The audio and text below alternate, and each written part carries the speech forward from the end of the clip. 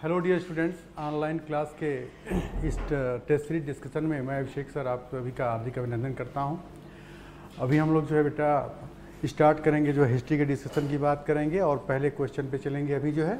ठीक है, तो पहले क्वेश्चन पे चलते हैं हम लोग जो है। पहला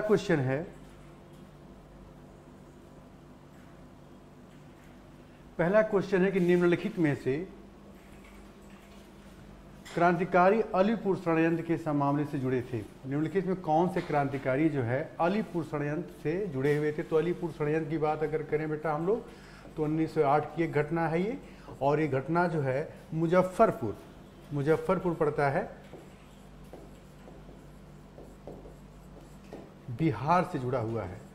मुजफ्फरपुर बिहार से जुड़ा हुआ है। इसमें देखेंगे कि दो क्रांतिकारी थे।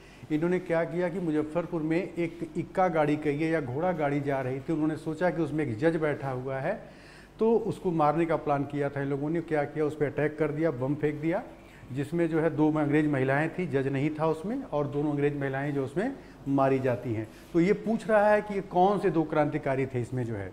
तो लिखा है कि प्रफुल्ल चंद चाकी और खुद्दीराम बोस। बी दिया है चापेकर, दामोदर चापेकर और बालकृष्ण चापेकर। सी दिया है वीर सावरकर और मदन लाल धिंगरा, और सूर्यसेन और अनंत सिंह। इसमें उत्तर जो है आपका ए सही होगा, उत्तर ए आपका सही होगा। देखेंगे कि इसी घटना में प्रफुल्ल चंद चाकी ने क्या किया, इस घटना के बाद उन्होंने आत्महत्या कर लिया। उनको बड़ी आत्मग्लानि हुई कि हमने जो अटैक किया उसमें 2 महिलाएं थी और दोनों जो क्या है मर गई। तो उन्होंने क्या किया कि जो है आत्महत्या कर लिया, और खुदीराम बोस को बाद में गिरफ्तार कर लिया गया और बाद में इनको जो है फांसी की सजा हो गई। अगर देखा जाए अन्य विकल्पों की बात करें तो दामोदर चापेकर और जो है बालकृष्ण चापेकर जो है ये लोग भी 1857 की एक घटना से जुड़े हुए हैं, जिसमें इन्होंने 2 अंग्रेजों रेड एवं एम हस्ट नामक 2 अंग्रेजों को इन लोगों ने जो है गोली मार दी थी, उनकी हत्या कर दी थी। और तीसरे विकल्प पे चलें तो वीर सावरकर के विषय में अगर आप जानते होंगे तो 1899 में इन्होंने मित्र मेला नामक एक संस्था की स्थापना की थी। मित्र मेला जो बाद में चल के जो है 1904 में जो है अभिनव भारत नाम से जो है स्थापित हुई। अभिनव भारत ये जो है क्रांतिकारी जो है आंदोलन से संबंधित क्या थी, संस्था थी। मदन लाल धिंगरा की अगर हम लोग बात करें तो इन्होंने क्या किया था कि 1909 में इन्होंने क्या किया था, करजन वायली की हत्या कर दिया था। इन्होंने किसकी हत्या किया था, करजन वायली की हत्या इन्होंने कर दिया था। और सूर्यसेन और अनंत सिंह की अगर बात करें तो ये 1930 की चटगांव आर्मरी अटैक घटना से जुड़े हुए थे। चटगांव आर्मरी के अटैक से जुड़े हुए थे। सूर्यसेन को मास्टर दा के नाम से जाना जाता था, ऐसा कि आप लोग जानते हैं। ठीक है, तो यहाँ पे क्वेश्चन का उत्तर क्या होगा जो है कि अलीपुर षड्यंत्र से संबंधित 2 व्यक्ति थे, प्रफुल्ल चंद चाकी और खुदीराम बोस, और इसमें से एक ने आत्महत्या कर ली, दूसरे को क्या है फांसी दे दी गई। ठीक है, अगले क्वेश्चन पे चलते हैं हम लोग।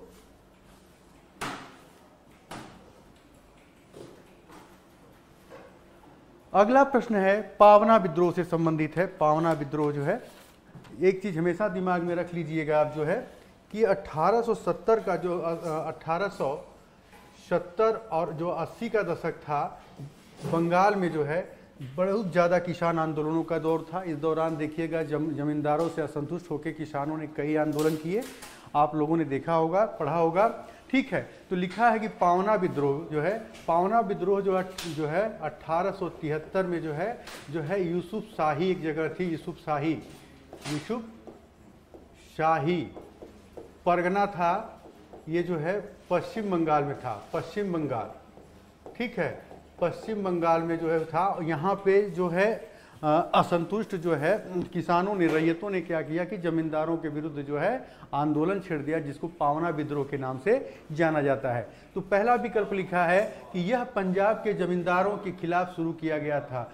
गलत है, यह जो है बंगाल के जमींदार थे उनके विरुद्ध किया गया था। जमींदारों के विरुद्ध यह रैयतों का आंदोलन था, लेकिन जो है किसके विरुद्ध था, जो है पंजाब के जो नहीं, बंगाल के जमींदारों के विरुद्ध यह आंदोलन था। दूसरा लिखा है कि रैयतों ने, रैयत का मतलब किसान होता नहीं, रैयतों ने जुल्म के खिलाफ कानूनी रास्ता अपनाया। यह स्टेटमेंट क्या है?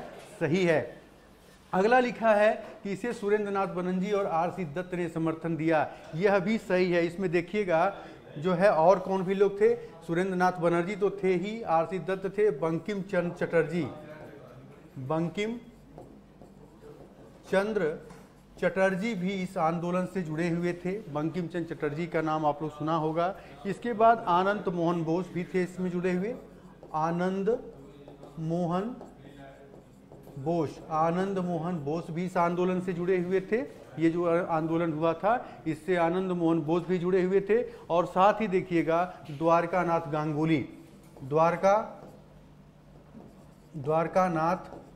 गांगुली भी इस आंदोलन से क्या है? जुड़े हुए थे। तो याद रखिएगा द्वारकानाथ गांगुली, बंकिम चंद्र चटर्जी, आनंद मोहन बोस, सुरेंद्र नाथ बनर्जी और आर.सी. दत्त, ये क्या है? ये सभी लोग इस आंदोलन से जुड़े हुए थे। अर्थात देखिए कि इसमें एक गलत हो गया और 2 और 3 आपके सही हो गए। तो अब देखिए विकल्प में 2-3 किसमें सही हैं?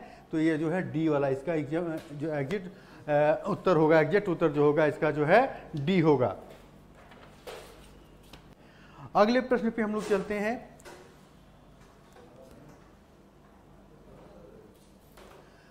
अगला प्रश्न बहुत ही इंपॉर्टेंट है। इस पे प्रयास करिए कि अधिकतम चीज़ों को नोट कर लिया करिए यहाँ पे। ठीक है, लिखा है कि उस सही क्रम का चयन करें जिसमें जल्दी से जल्दी विदेशी यात्रियों ने भारत आए। तो विदेशी यात्री जो आए बाहर से, उनके क्रम की बात करना है कि वो किस क्रम में आए, उनके क्रम को बताना है। तो देख लीजिए लिखा है कि मार्को पोलो, ठीक है, Marco Polo, Fahien, Ibn Battuta, Hiuen Tsang. तो याद रखिएगा कि ह्वेनसांग जो है, मार्को पोलो जो है 1292 में आया था।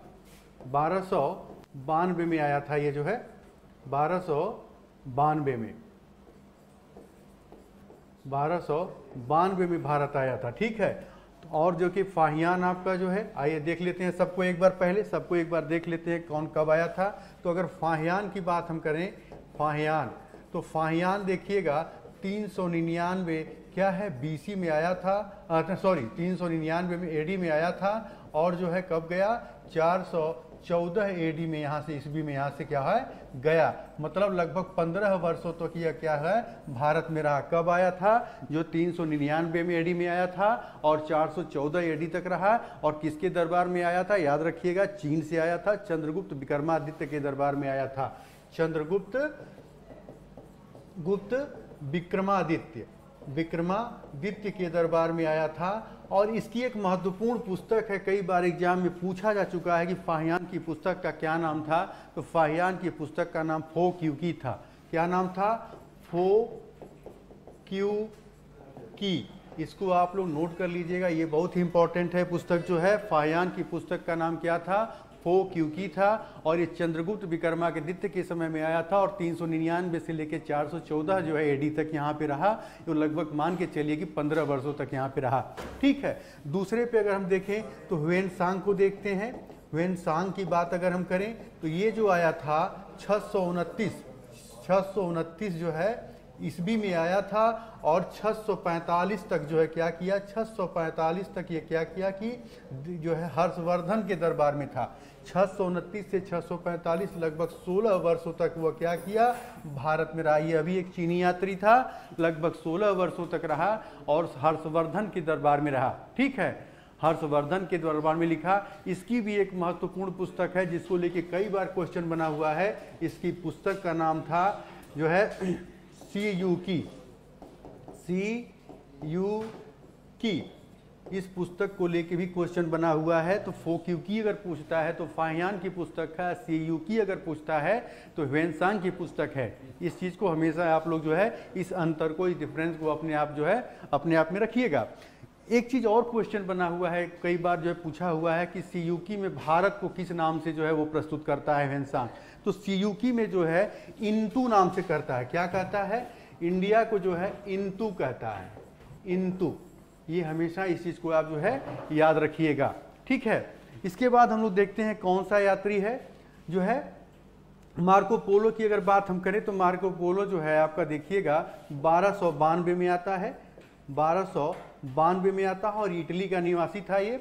और इब्न बतूता की अगर हम बात करें तो मोहम्मद बिन तुगलक के शासनकाल में 1333 में आता है और ये जो है 1333 में आता है और कहाँ से आता है, ईरान से आता है। तो अगर इस आधार पे हम क्रम की बात करें तो आपका विकल्प जो है क्या है, बी सही होगा। बी आपका विकल्प जो है सही होगा।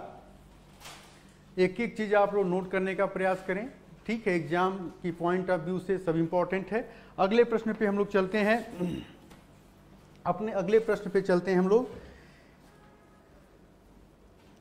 पहला प्रश्न है कि निम्नलिखित में से कौन सा से सूफी आंदोलन, सूफी आंदोलन की बात क्वेश्चन पे किया हुआ है, सूफी आंदोलन की बात कर रहा है इसमें जो है, सूफी आंदोलन की बात इसमें हो रही है और उससे संबंधित विशेषताओं की बात कर रहा है कि सूफी आंदोलन की विशेषताएं क्या थी। तो सबसे बड़ी बात है कि यह क्या करता था, सूफी आंदोलन की विशेषताओं को हम लोग देख लेते हैं। यह कहता था कि ईश्वर एक है। पहला पॉइंट देखिएगा, कहता क्या है कि ईश्वर क्या है, एक है। ईश्वर को क्या मानता है, सूफी आंदोलन जो है क्या कहता है, सूफी संत क्या मानते थे, ये मानते थे कि ईश्वर क्या है, एक है, ठीक है। दूसरी बात अगर हम करें तो ये कहता है ईश्वर जो, ईश्वर की, हाँ, ईश्वर की तुलना जो है क्या करता है, वो कल्पना जो है, ईश्वर की कल्पना क्या करता है, ये कल्पना एक सुंदर स्त्री के रूप में, एक सुंदर स्त्री के रूप में करता है, स्त्री के रूप में करता है। क्या करता है ये, सूफी संत जो होते हैं, सूफी आंदोलन के जो प्रणेता थे, ईश्वर की कल्पना एक जो है सुंदर स्त्री के रूप में करते हैं। अगर आप जो है मलिक मोहम्मद जायसी की लिखी हुई रचना पद्मावत का अध्ययन करेंगे तो उसमें इन चीज़ों को देखेंगे कि वो पद्मावत में जो है पद्मावती को जो है परमात्मा का सूचक मानता है, रत्नसेन को आत्मा का सूचक मानता है, ठीक है, आत्मा का। और कहता है कि जब आत्मा परमात्मा से उससे मिलन उसका होता है तो क्या होती है, आत्मा जो है मूर्छित हो जाती है, अर्थात वो क्या है, परमात्मा में विलीन होने की स्थिति में आ जाती है, ठीक है। तो याद रखिएगा, ईश्वर एक है कहता है और कहता है और ईश्वर की कल्पना एक सुंदर स्त्री के रूप में करता है। तीसरा पॉइंट इसमें है कि प्रेम के महत्व की बात करता है। ये क्या करता है, प्रेम के महत्व की बात करता है, प्रेम के महत्व की बात करता है, ठीक है। आप देखिएगा पद्मावत में भी क्या होता है कि जो है रत्नसेन का जो है किससे, पद्मावती से क्या होता है, प्रेम हो जाता है, प्रेम की बात उसमें क्या करता है, वो करता है, ठीक है। इसके बाद कहता है गुरु की महत्ता, गुरु की महत्ता की भी बात करता है। सूफी दर्शन क्या है, गुरु की महत्ता की बात करता है, गुरु को महत्वपूर्ण बताता है और कहता है कि गुरु जरूरी नहीं कि कोई मानव या कोई इंसान ही गुरु हो, ठीक है, कोई इंसान, कोई पशु पक्षी, कोई कण या कोई वृक्ष भी आपका गुरु हो सकता है। जैसा कि पद्मावत में जो है मलिक मोहम्मद जायसी के पद्मावत में जो है हीरामन नाम का तोता जो है यहाँ क्या है, गुरु का काम करता है। हीरामन नाम का जो तोता है वो क्या है, गुरु के का काम करता है। और रत्नसेन को क्या करता है, जाके जो है पद्मावती की विशेषता की बात करता है, ठीक है, पद्मावती की विशेषता की बात करता है, ठीक है। अगला पॉइंट इसमें होगा, ये क्या करते हैं, संगीत को महत्व देते हैं। किसको महत्व अगला पॉइंट में देते हैं, संगीत, संगीत को महत्व देते हैं, संगीत को क्या करते हैं, महत्व देते हैं, ठीक है। याद रखिएगा सूफी दर्शन में जो है क्या है, संगीत को महत्वपूर्ण माना गया है, जो कि शांत मन और मस्तिष्क की शांति को जो है के लिए बहुत ही जरूरी माना गया है। इसके बाद हृदय की शुद्धता में विश्वास करता है। यह क्या करता है सूफी दर्शन, हृदय की शुद्धता, शुद्धता कहिए या पवित्रता में क्या करता है, विश्वास करता है। विश्वास क्या करता है, हृदय की शुद्धता या पवित्रता में क्या करता है, यह विश्वास करता है। आचरण की शुद्धता में भी विश्वास करता है। यह क्या कहता है, आचरण की शुद्धता में विश्वास करता है, में विश्वास, आचरण की शुद्धता में विश्वास करता है। इस पॉइंट को भी आप लोग दिमाग में रखिएगा। और आध्यात्मिक स्वतंत्रता का क्या है, यह समर्थक है। यह आंदोलन क्या है, आध्यात्मिक स्वतंत्रता का समर्थक है। क्या है ये, आध्यात्मिक स्वतंत्रता का ये समर्थक है। इन पॉइंट्स की, इस विशेषताओं के आधार पे हम लोग जो है प्रश्न पे चलते हैं और उसका मूल्यांकन करते हैं कि इसमें कौन सा विकल्प जो है सही है और कौन सा विकल्प गलत है। लिखा है कि एक को भगवान के साथ मिलन एक को भगवान के साथ मिलन या मिलने के लिए आध्यात्मिक गुरु की आवश्यकता नहीं है, ये स्टेटमेंट गलत है। वो आध्यात्मिक गुरु की बात करता है। और पद्मावत जब पढ़ेंगे आप जो है तो वहाँ पे रत्नसेन और नागमती को मिलाने वाला जो है हीरामन नाम का तोता ही वहाँ पे गुरु का काम करता है। तो ये स्टेटमेंट गलत है। चमत्कार के प्रदर्शन में ये विश्वास करते हैं, सूफी दर्शन चमत्कार में विश्वास करता है, तप साधना के माध्यम से भगवान के साथ संचार की बात करता है, और समाज के गरीब और दलित वर्गों की सेवा करना भी ये क्या है, स्वीकार करता है। ऐसी स्थिति में यहाँ पे क्या है, बी विकल्प सही होगा। 2, 3 और 4, 2, 3 और 4। ठीक है, अगले क्वेश्चन पे चलते हैं हम लोग। लिखा है, अगला क्वेश्चन है, अगला क्वेश्चन है 1907 में, वर्ष 1907 में भारतीय राष्ट्रीय कांग्रेस इंडियन नेशनल कांग्रेस को उदारवादी और चरमपंथियों में विभाजित करने के लिए निम्नलिखित में से कौन सा कारण हो सकता है। तो सबसे बड़ी बात आप याद रखिएगा कि वर्ष 1907 में सूरत में क्या हुआ था, ताप्ती नदी के किनारे जो है 1907 में कांग्रेस का अधिवेशन हुआ था। ठीक है, 1906 में, उसके पहले 1906 में कलकत्ता में हुआ था, कुछ चीज़ों पे वहाँ पे चर्चा की गई थी। ठीक है, तो आप देखिएगा यहाँ पे क्या हुआ, अध्यक्ष को लेके मतभेद था। उदारवादी चाहते थे कि रासबिहारी बोस को जो है अध्यक्ष बनाया जाए, जबकि जो है गर्मपंथी चाहते थे जो है कि वो कि रासबिहारी घोष को बनाया जाए, उदारपंथी जो है रासबिहारी घोष को चाहते थे, जबकि जो है गर्मपंथी जो थे लाला लाजपत राय को बनाना चाहते थे। ऐसी स्थिति में क्या हुआ कि रासबिहारी घोष को बनाया गया। मेन मुद्दा जो है अध्यक्ष के पद को था विभाजन के लिए। इसके अलावा 1906 में कुछ बातों को पास करने की बात की गई थी, जिसमें जो है स्वराज हुआ, स्वशासन हुआ,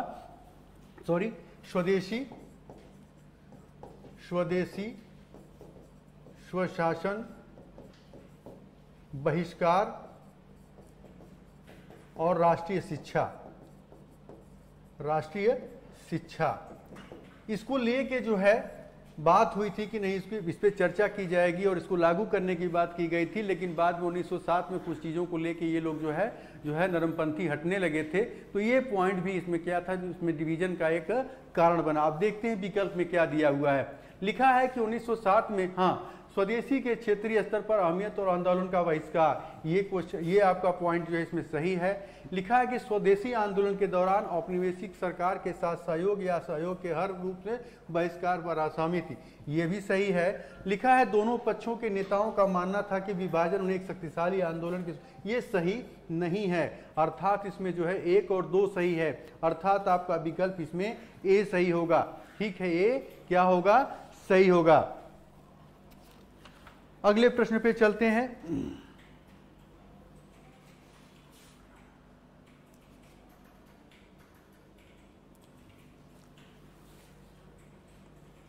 याद रखिए, प्रश्न है कि भारत के प्राचीन इतिहास के संदर्भ में सर्वतोभद्र, निरंधार और संधार निम्न प्रकार हैं। याद रखिएगा, ये पूजा की पद्धतियां हैं। क्या है, पूजा की पद्धतियां हैं।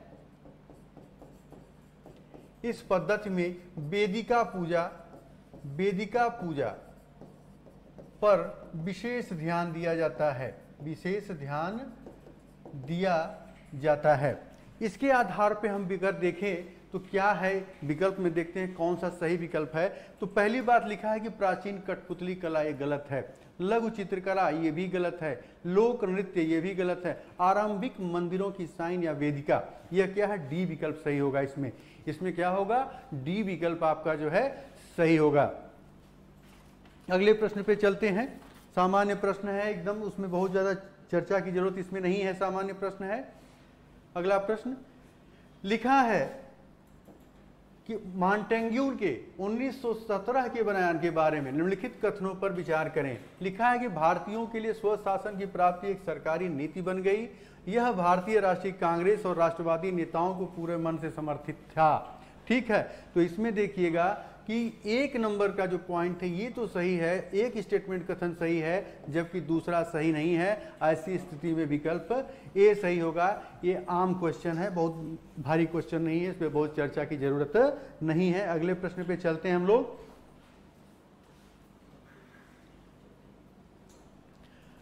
अगला प्रश्न है, लिखा है कि भारतीय स्वतंत्रता संग्राम के संदर्भ में 1929 का मेरठ षड्यंत्र का मामला जुड़ा था। अब प्रश्न ये है कि किससे जुड़ा था। तो ठीक है, ये तो मार्च 1929 का मैटर है, मार्च 1929 का मैटर है ये, ठीक है।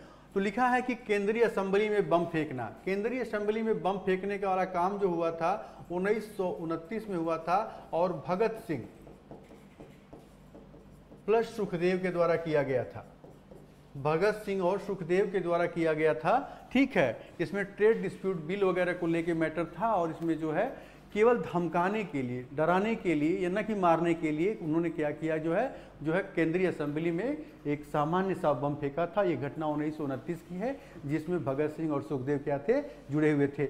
मुजफ्फरपुर के जिला जज की हत्या, ये मैटर भी नहीं है। ये इसको मैंने कुछ देर पहले ही बताया था आपको, जो है कि इससे जुड़े हुए जो है प्रफुल्ल चंद चाकी थे, ठीक है, और खुदीराम बोस थे। और ये घटना 1908 की थी, मुजफ्फरपुर कांड था ये, ठीक है। ये भी नहीं है, अर्थात उसका उत्तर ये भी नहीं है, ये भी नहीं है। अगला है कि लाहौर में ब्रिटिश पुलिस अधिकारी सांस की हत्या।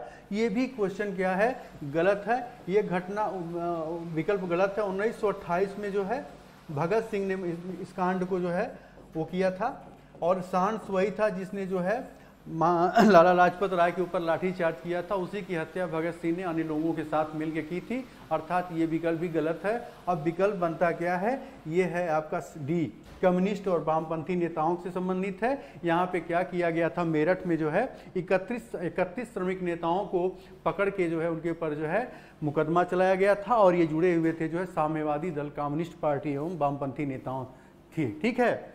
उससे क्या है, सब लोग जो है जुड़े हुए थे। अगले क्वेश्चन पे चलते हैं।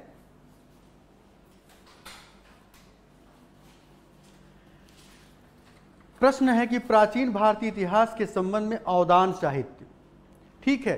तो याद रखिएगा कि जो प्राचीन बौद्ध साहित्य है, बौद्ध साहित्य की अगर हम बात करें, बौद्ध साहित्य की बात करें तो इसमें जो अवदान साहित्य लिखे गए हैं, अवदान साहित्य ये क्या है, संस्कृत भाषा में चरित्र प्रधान ग्रंथ है। क्या है, चरित्र प्रधान ग्रंथ,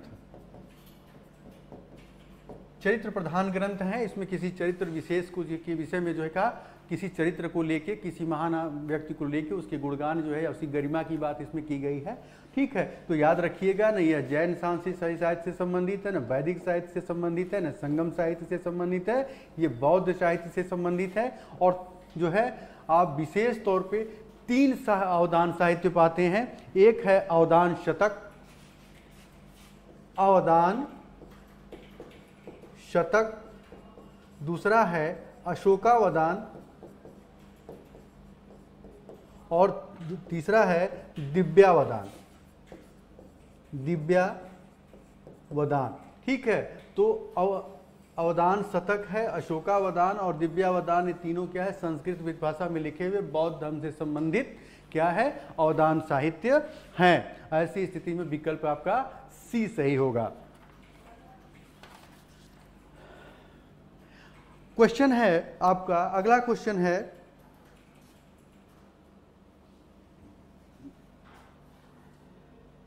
बक्सर की लड़ाई के बारे में निम्नलिखित कथनों पर विचार करें। थोड़ा सा हम लोग बंगाल को देख लेते हैं। अगर हम बंगाल की बात करें तो बंगाल में 2 महत्वपूर्ण युद्धों की बात करते हैं। एक जो है आपका प्लासी का युद्ध, प्लासी का युद्ध, दूसरा जो है बक्सर का युद्ध। प्लासी के युद्ध की अगर हम बात करें तो 23 जून जो है, 23 जून 1757 को लड़ा जाता है और इसके बाद जो है 22-23 अक्टूबर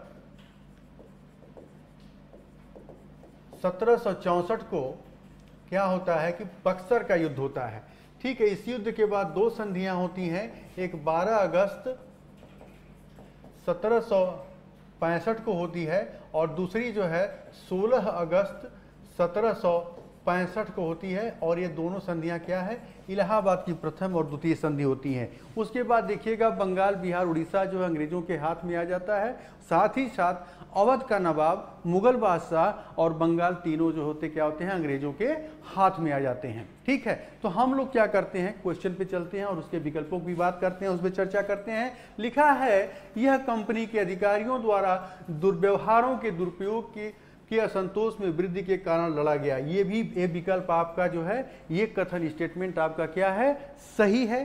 दूसरा है अवध को ईस्ट इंडिया कंपनी ने बंद कर दिया था, कोई मतलब नहीं है बंद करने का, इसमें को ये गलत है आपका। और तीसरा है ईस्ट इंडिया कंपनी ने बंगाल में दीवानी और निजामत दोनों अधिकारों का अधिग्रहण कर किया था, ये क्वेश्चन भी आपका सही है। अर्थात विकल्प इसमें जो है स्टेटमेंट 2 गलत है और स्टेटमेंट 1 और 3 सही है। अर्थात इसमें विकल्प सी क्या होगा, आपका उत्तर होगा। विकल्प सी क्या है, उत्तर होगा।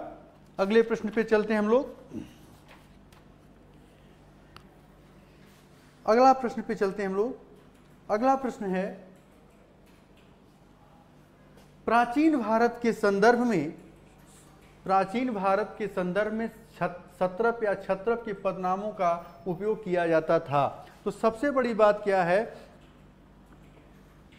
ये देखिएगा एक प्रकार की उपाधि थी। क्षत्रप या सत्रप की हम बात करें तो ये दोनों क्या है, दोनों एक ही चीज है और क्या है, एक प्रकार की उपाधि है।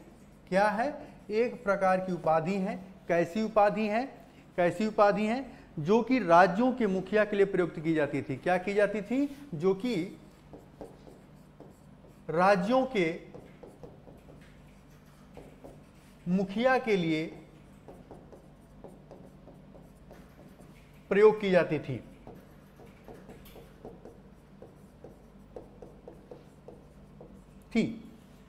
ठीक है, क्या है कि एक प्रकार की ये जो उपाधि थी जो किसी राज्य के मुखिया के लिए की जाती थी। ठीक है, इससे जो प्रारंभ करने का जो काम किया गया था, ईरान से प्रारंभ हुआ था। ये ईरान से प्रारंभ हुआ था। जब था भारत में शक शासकों ने इसका सर्वाधिक प्रयोग किया या प्रथमतः प्रयोग किया, सर्वाधिक प्रयोग किया या प्रथमतः प्रयोग किया। तो ऐसी स्थिति में देखा जाए तो ये विकल्प ए आपका क्या है, प्रोविंशियल रूलर्स जो है, ये जो है क्या है, ये सही है। और इसको आप प्रांतों के राज्यपाल के रूप में देख सकते हैं। सत्रप प्रणाली या क्षत्रप प्रणाली को प्रांतों के राज्यपाल के रूप में देख सकते हैं। ये क्या है, प्रोविंशियल रूलर्स थे, जो है क्षेत्रीय जो है राजा थे। अगले क्वेश्चन पे चलते हैं।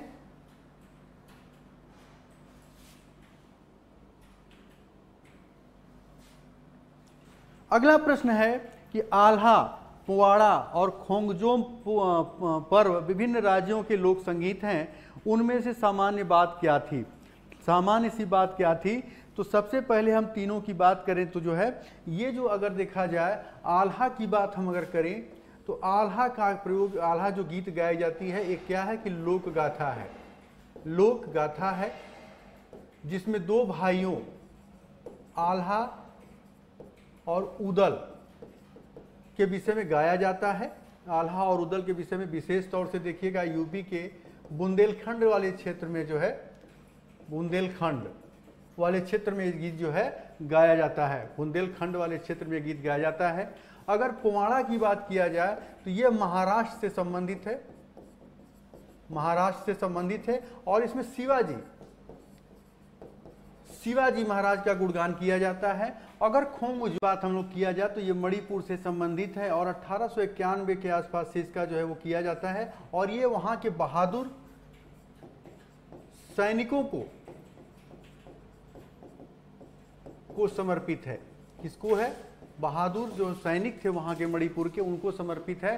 उन्हीं को लेके इसमें जो है लोक गाथा के रूप में उनकी बात की जाती है, उनकी गई जो है गाई जाती है। एक चीज़ हमेशा याद रखिएगा, ये तीनों जो है राष्ट्रवाद की भावना से क्या है, संबंधित है। वो चाहे आल्हा हो, चाहे पोवाड़ा हो, चाहे खोंगजोम हो, ये सभी क्या है, राष्ट्रवाद की भावना से संबंधित है। और इसमें देखिएगा कि लगभग ढोलक या ढोल का प्रयोग जो है इन सभी में किया जाता है। तो याद रखिएगा, क्वेश्चन पूछा हुआ है कि आल्हा, पोवाड़ा और खोंगजोम पर्व विभिन्न राज्यों के लोक संगीत हैं। ठीक है, इनमें से सामान्य बात क्या है, ये बैला गाने हैं, अर्थात ये लोक गाथा है। बैलाट गाने का मतलब एक प्रकार की लोक गाथा से संबंधित है। ठीक है, लोक गाथा से संबंधित है जी, यही इसमें क्या है, तीनों में कॉमन है। अगले प्रश्न पे चलते हैं हम लोग, अगले प्रश्न पे चलते हैं।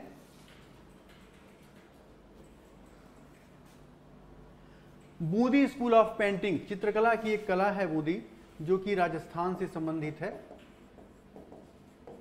और ये मध्यकाल से चली आ रही है। मध्यकाल से क्या है, ये याद रखिएगा कि बूंदी जो है चित्रकला की एक कला है जो मध्यकाल से चली आ रही है और राजस्थान में इसका जो है मध्यकाल से राजस्थान में चली आ रही है। ठीक है, अगली चीज है कि इस शैली में लाल पीले रंगों की क्या होती है, प्रचुरता होती है। इस शैली में क्या होती है, लाल पीले रंगों की प्रचुरता होती है, साथ ही छोटा कद और प्रकृति के साथ जो है सतरंगी चित्र का जो है, प्रकृति का सतरंगी चित्रण इसमें जो है किया जाता है। इसका जो विषय वस्तु होता है देखा जाए तो रसिक प्रिया जो है, कवि प्रिया और जो है बिहारी सत्सई, नायक नायिका भेद जो है, ऋतु वर्णन आदि जो है इसके क्या हैं, विषय वस्तु हैं। आप देखिएगा इस शैली में जो है पशु पक्षियों का चित्र जो है बहुत सर्वाधिक बनाया जाता है, इसलिए इस शैली को जो है पशु पक्षी चित्रशला भी कहते हैं। याद रखिएगा, बूंदी स्कूल ऑफ आर्ट को जो है पशु पक्षी चित्र शैली के नाम से भी जो है जाना जाता है। तो देख लेते हैं कि इसमें जो है कौन सा स्टेटमेंट सही है। यह लघु चित्रकला का एक रूप है।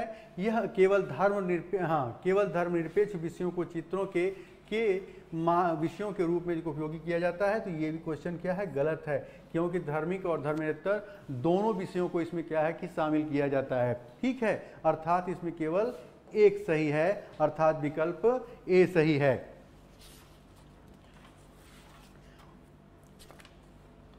अगले क्वेश्चन पे चलते हैं, अगले क्वेश्चन पे चलते हैं।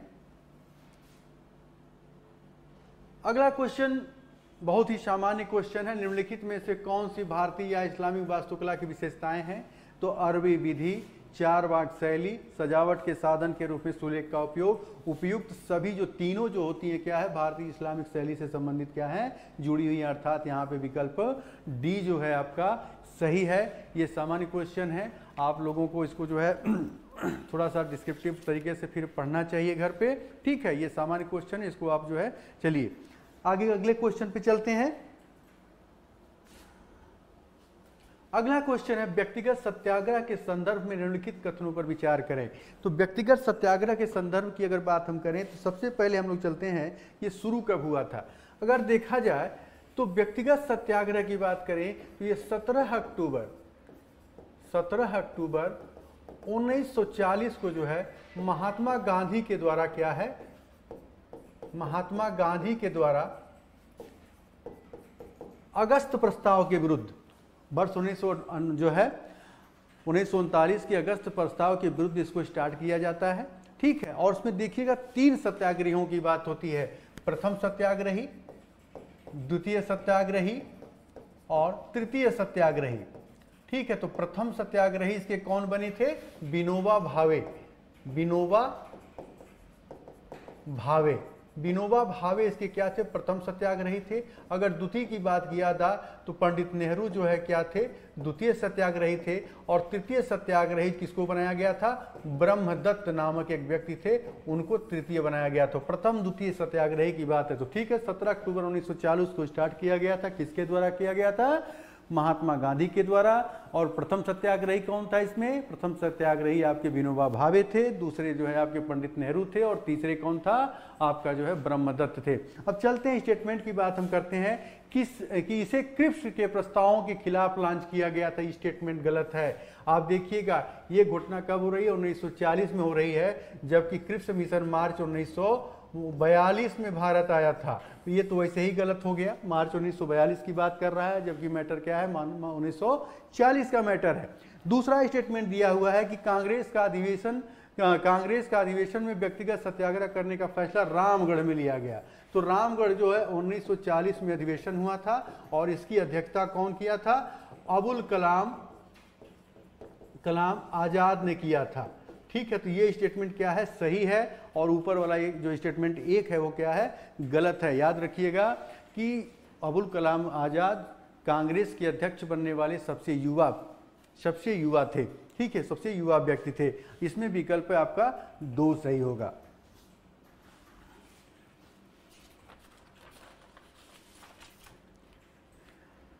अगला प्रश्न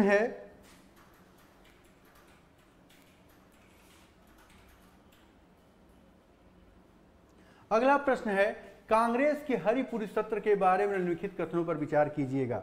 याद रखिएगा कि हरिपुर की बात हम करेंगे तो हरिपुर जो है, देखिएगा हरिपुर जो अधिवेशन हुआ था, हरिपुर अधिवेशन कब हुआ था? 1938 में हुआ था। हरिपुर पड़ता कहाँ है? गुजरात में पड़ता है। कहाँ पड़ता है? गुजरात में पड़ता है। और 1938 में यहाँ पे कांग्रेस का अधिवेशन हुआ था, जिसकी अध्यक्षता कौन किए थे? सुभाष चंद्र बोस ने किया था। कौन किया था? सुभाष चंद्र बोस ने किया था। ठीक है, और ये क्या हुए थे? इस कांग्रेस के अधिवेशन की अध्यक्षता इन्होंने किया था, निर्विरोध जीता था। ये निर्विरोध हो गए थे। लेकिन 1939 में भी एक क्या है, इन्होंने अधिवेशन की अध्यक्षता की थी, जिसे जो है क्या बोलते हैं? त्रिपुरी में किया गया था। कहाँ किया गया था? त्रिपुरी में किया गया था। त्रिपुरी में किया गया था। कहाँ पड़ता है? एमपी में पड़ता है। और इन्होंने क्या है, यहाँ पे पट्टाभी सितार मैया को पराजित किया था, जो कि महात्मा गांधी के प्रतिनिधि थे। महात्मा गांधी के प्रतिनिधि पट्टाभी सितार मैया को पराजित करके यहाँ पे इन्होंने क्या होते हुए अध्यक्ष जो है के पद को प्राप्त किया था। लेकिन महात्मा गांधी और अन्य लोगों की गतिरोध की वजह से वो क्या करते हैं, यहाँ से कांग्रेस के पद को जैसे अध्यक्ष के पद से क्या करते हैं, वो इस्तीफा दे देते हैं। तो याद रखिएगा, लिखा है कि हरिपुर सत्र की बात कर रहा है, तो इसकी अध्यक्षता सुभाष चंद्र बोस ने की थी। वाक्यांश जो है क्या है, कथन क्या है, सही है। ये कथन क्या है, जो है संपूर्ण कथन जो है आपका जो है सही है। लिखा है कि गांधी इरविन संधि का समर्थन किया।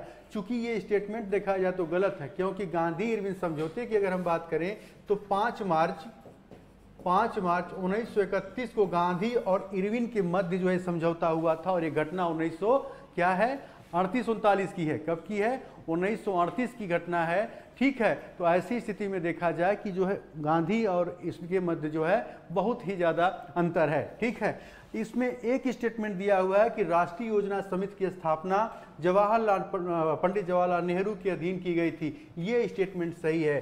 अर्थात इसमें केवल 1 और 3 अर्थात विकल्प बी यहाँ पे क्या है, सही है। अगले प्रश्न पे हम लोग चलते हैं। अगले प्रश्न की बात हम लोग करते हैं।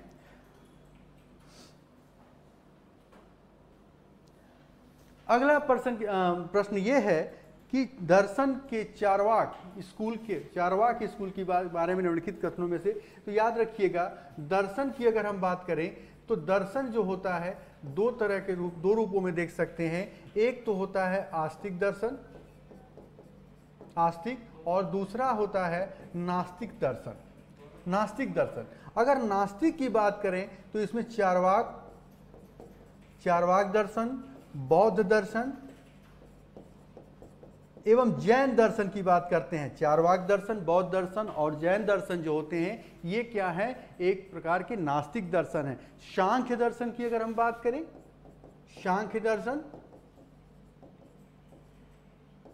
सांख्य हो गया, योग हो गया, पातंजलि हुआ, न्याय हो गया, सांख्य योग न्याय वैशेषिक और मीमांसा और वेदांत, मीमांसा और वेदांत, ये सभी जो है क्या है, ये सभी क्या है, आस्तिक दर्शन है, अर्थात ईश्वर में विश्वास करते हैं। और चारवाक, बौद्ध और जैन क्या है, नास्तिक दर्शन है, जो कि ईश्वर है उसकी सत्ता में किसी भी प्रकार का विश्वास नहीं करते हैं। तो याद रखिएगा, क्वेश्चन है, लिखा हुआ है कि चारवाक दर्शन की, इसने वेदों के अधिकार को क्या किया, अस्वीकार किया। पूछा है कि इसमें से कौन सा एक सही नहीं है, तो इसने क्या किया कि वेदों के अधिकार को क्या किया, अस्वीकार कर दिया। ये सही बात है। यह आत्मा की मुक्ति या मोक्ष में विश्वास नहीं करता था, ये भी सही बात है। इसने ईश्वर के अस्तित्व को क्या किया, नकार दिया, ये भी सही है। यह आत्मा की अमरता में विश्वास करता था, ये ऐसा नहीं था। यह आत्मा की अमरता में क्या विश्वास नहीं करता था। ऐसी स्थिति में आपका विकल्प डी जो है सही है। क्या है वो, जो कि चारवाक दर्शन पे क्या लागू नहीं होता है, वो उसको जो है स्वीकार नहीं करता है। ठीक है, अब यहीं पे हिस्ट्री डिस्कशन की क्लास हम खत्म करते हैं। अब अगले सर आएंगे, आप लोगों से जो है अपनी सब्जेक्ट का डिस्कशन करते हैं। Thanks to all.